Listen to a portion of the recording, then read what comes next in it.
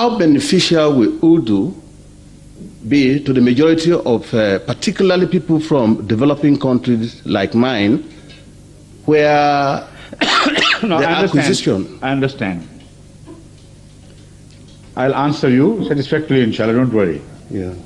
There are 143 or thereabout number of countries who have partially accepted Ahmadiyyat, some in lesser numbers, some in greater numbers. In some countries there are hundreds of thousands of Ahmadis, in Africa and elsewhere. Okay? Yes, sir. Now they speak at least 100 different languages. That's true. And they have accepted me as their spiritual leader. And they want instruction from me in sermons every Friday, at least. And they don't want to benefit from whatever I tell the rest of the whole Jamaat, also equally. Now what answer do you propose? Which language should be taught to them, whereby they could have access to my views directly without translation? If you insist on translations, then the translation system in itself inherently is so poor and so inadequate that anyone, even if he is so competent both in Urdu and English, cannot simultaneously translate me correctly. You see, he is translating something in his mind first. When he starts speaking, I continue to speak, I don't stop. So what about that part which escapes his attention? So if continuously fills the blanks. And in religion sometimes this mistake is very fatal. Already I know people have objected to some things I supposedly said in my sermon in the previous days, which I had never said. So I had to invite them to listen to somebody, with the help of somebody who knows Urdu and English or other languages, to the original, and then they will know that this is not what they said. So this is, I believe, Allah's design. He put it into my mind to do away with the system of translation by teaching Urdu language as the common medium of instruction to the entire world of Ahmadiyya. But that is not all. That's only a partial statement. What we are doing is, we are teaching them Urdu, Arabic, German, French, and 7 other languages. That is to say, in all together we are teaching them 8 languages simultaneously through the television. So, it's the choice for everybody. The Urdu speaking will be able to converse with their brothers. If they choose Albanian as their language of choice, they can converse with their German brothers if they choose German, and so on and so forth. So it's a two-way beneficial program. The world of Ahmadiyyat will be able to commune with me, or I will be able to commune with them directly. Now this was only possible if we did not use any other language for teaching purposes. And this already has been demonstrated to us successfully by Allah Himself.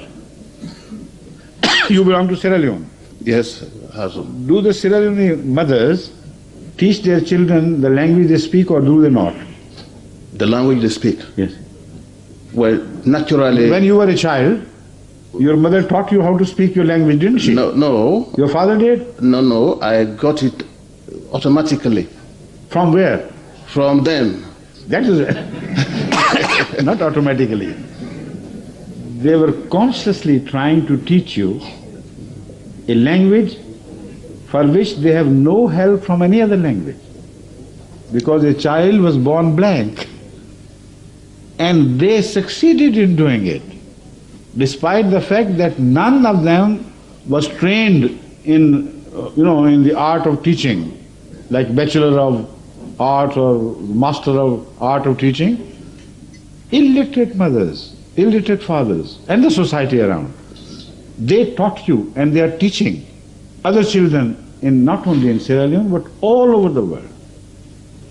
even in the darkest place you call, darkest in the sense of ignorance, they still are at the same advantage of being able to teach their language to their offsprings. How?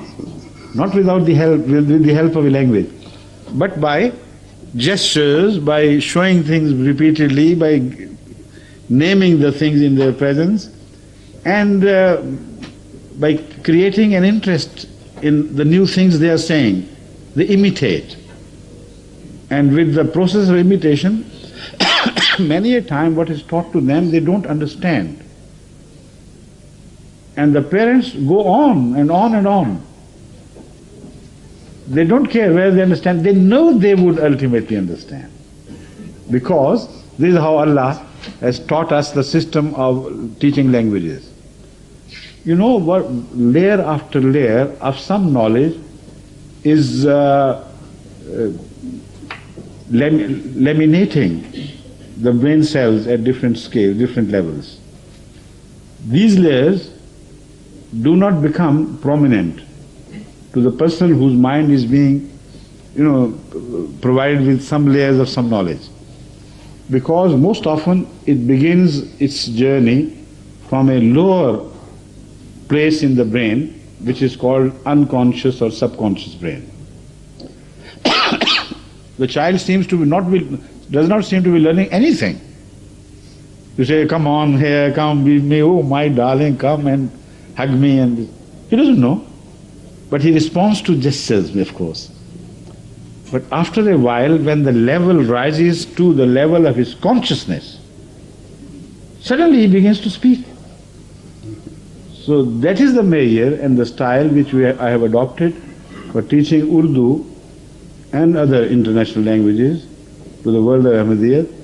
And with the grace of Allah, already within a few months, a Ghanaian has started expressing himself and learning things from me in Urdu. An Arab is doing it so efficiently, it's surprising. A Russian who sits in my class, you will see, he has started not only understanding ordinary things, but he begins to participate in jokes, which is a matter of later order, later period. And they are all very happy, they are enjoying this process of learning. So imagine when we proceed to full 1 year, inshallah, and when we represent these cases, these programs, with the help of other languages as well, simultaneously with them, then inshallah, Ahmadiyyat will be the benefactor of the world also in the art of teaching languages. Right? Yes. Inshallah. Also, yes, if you please, I just want to make a supplementary. Yes. In as much as I appreciate that was, your gesture was an excellent one, for us in developing countries, particularly those in Africa, where television and video cassette recorders are a luxury for most people, I believe majority of the Muslims who would normally have wanted to benefit from these teachings will not be able to benefit from it. You know, what we are doing is we are opening more and more centers where all the people of the area will have the right to participate in these programs and benefit from them in whatever area they like. So we'll, sort of advertise the fact that anybody interested in learning German, this, that, and Urdu as well, may come to the Ahmadiyya Center on certain times, and he doesn't have to pay anything from his pocket for that. Okay. Again, they will be permitted to copy them if they like. If they can afford videos, they can prepare copies and use them as they please.